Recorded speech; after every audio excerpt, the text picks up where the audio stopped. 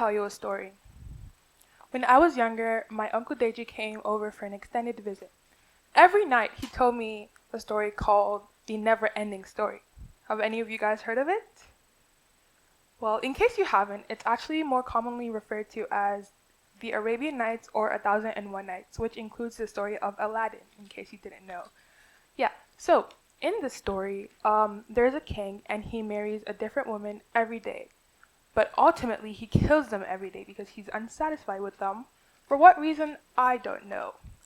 One day, though, he marries this one woman who tells him a story every night. But she ends the story on a cliffhanger.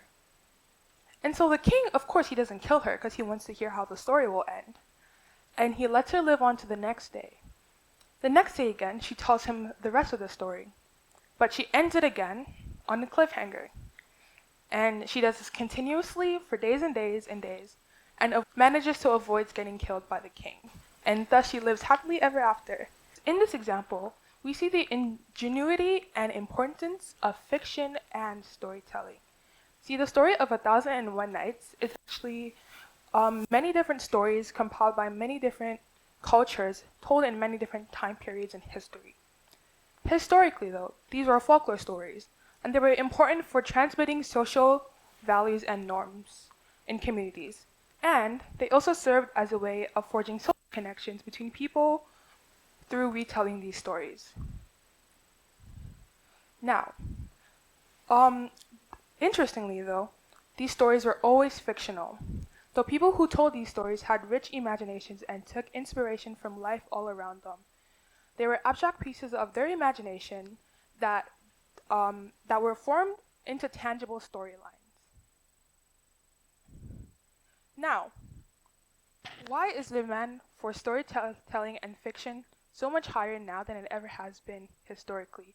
We see this in the massive popularity of TV, books, movies, and video games. Things like Harry Potter, Game of Thrones, Disney and Marvel movies, as well as many other forms of entertainment I'm sure you guys are all aware of. These forms of entertainment are all really popular. There's been a constant influx of these TVs and movies and video games. We are able to access them 24/7, 365 days. And personally, I think this is amazing. Fiction allows us to engage emotionally with many different stories, which helps us to build empathy. Also, fiction also allows us to read into the perspectives of other people, which expands our knowledge and understanding of the greater world around us.